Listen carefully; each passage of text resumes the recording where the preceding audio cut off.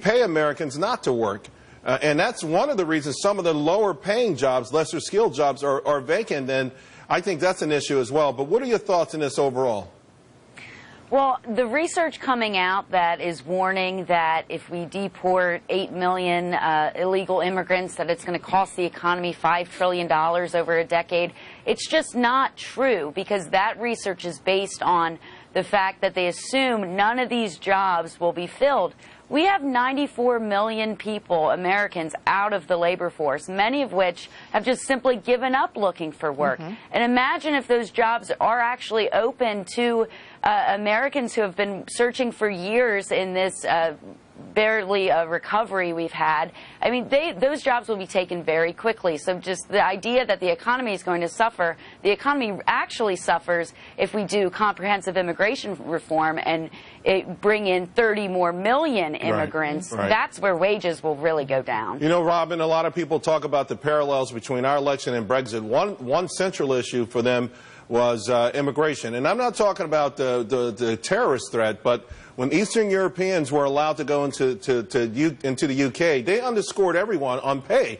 And they disrupted, to Betsy's point, people couldn't get a job. I mean, if you have plumbers willing to work for half the price, it destroyed the average working man in the UK, just like the average working man and woman in America has seen their resources and opportunities dwindle.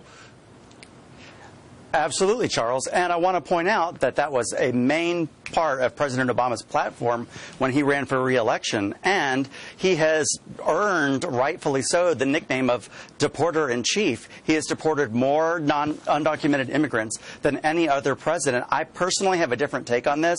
I think that Donald Trump is going to choose the easier route here and continue with the existing plan. He sort of hinted at that on 60 Minutes when he said that his plan does not represent a radical departure to what we currently have, Charles. So I allege that he's going to take Obama's plan and claim it for his one radical departure, Tammy, would be getting rid of the criminals.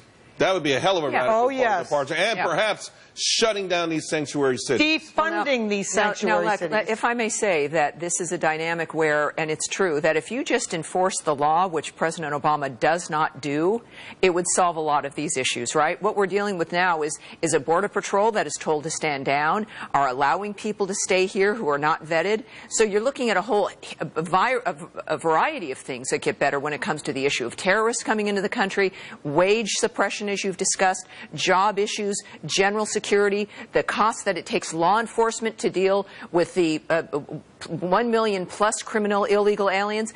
Part of what I had on my Twitter was that I'm supporting Donald Trump because it's women like Kate Steinle who deserve to not be murdered by these kinds of individuals. This all costs money, but it's also about quality of life. And I just have to contradict the other guests here.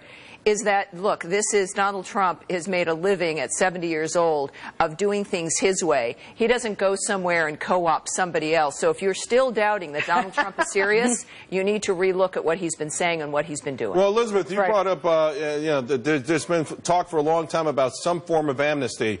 Let's take the 3 million criminals out. You still have an 8 million people issue. Where do you see that going? Well, I think cracking down on the sanctuary cities is #1 thing right there. And if we actually enforce the laws, we don't really need to spend that much because people will self-deport if we actually have a country again. And, I mean, what is the price tag, really, to actually enforce the laws that we've already had that have been neglected for decades? I mean, that's what needs to happen. I think just putting down that principle of law and order will do a long way to not even having to spend that much, frankly. Good stuff.